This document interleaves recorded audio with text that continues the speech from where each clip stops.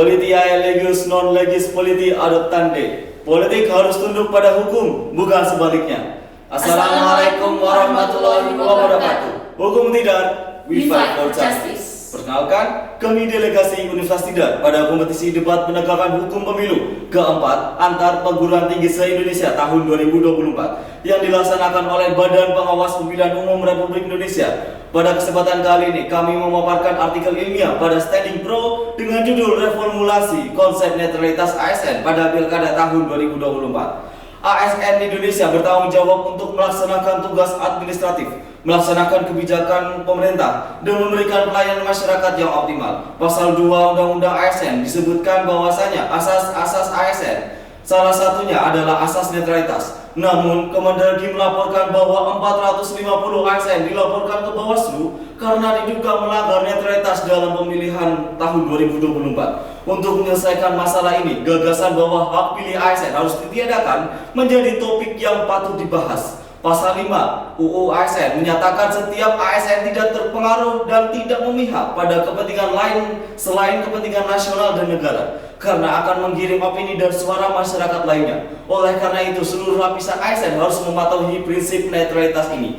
Dalam artikel ini, kami membawa 4 pembahasan. Pertama adalah pengaruh pasangan calon petahana atau incumbent. Yang kedua adalah jumlah aparatur sipil negara. Yang ketiga adalah program atau kegiatan ASN yang mudah disusupi. Yang keempat adalah sanksi yang tidak tegas.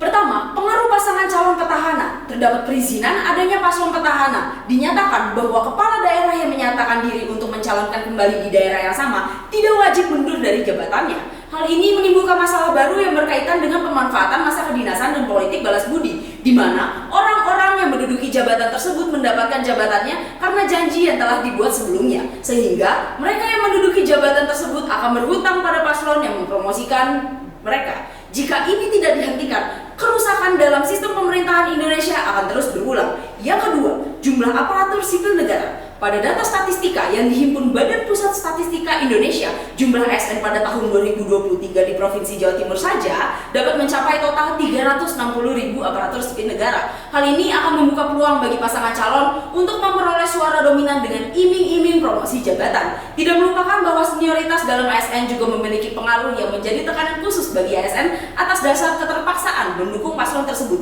Ketiga, program atau kegiatan ASN yang mudah disusupi. Dilansir pada website Bawaslu NTB, terdapat ASN yang terlibat politik praktis. ASN yang dilaporkan ialah atas nama Dr. Abdul Qadir yang bekerja sebagai pengawas di Kota Mataram dan Wakil Ketua PGRI Provinsi Nusa Tenggara Barat.